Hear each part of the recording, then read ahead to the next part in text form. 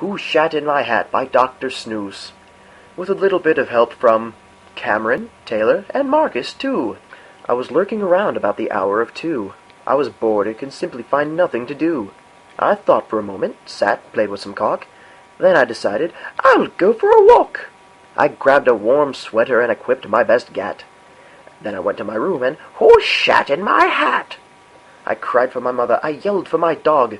Whose ass could produce such a masculine log? I'll bet it was Sally, perhaps Uncle Kurt.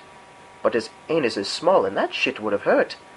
Was it a squirrel, a rabbit, some birds? Who decided my hat was a good place for turds? I called the police, SWAT team, FBI too. I must find the maker of this horrendous poo. They all found this matter nothing much of a threat, but the odor made me nauseous and I started to sweat.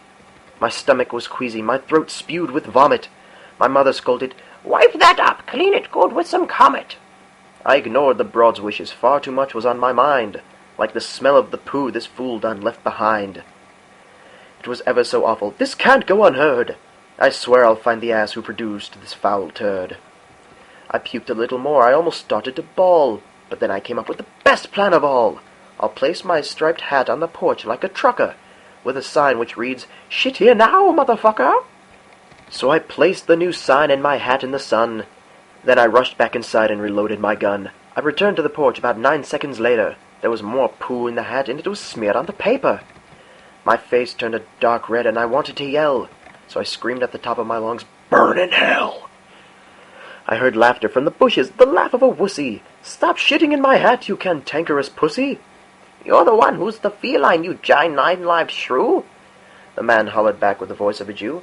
You're a cat, you don't need your own house or a hat. I aimed my gun at the bush, and then I pulled the trigger.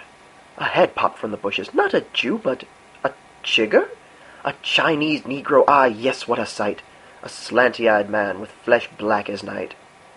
He stood up a little more, below the waist he was undressed. His shirt read Denver Broncos, and I was rather unimpressed. How could a man with such dark skin have eyes as though from China? His privates glistened in the sun. Not a penis, but vagina? I gasped. A vagina, but how? You're a man! And from his genitalia fell a honey-roasted ham. It was steamy and roasted with a slight crispy tan.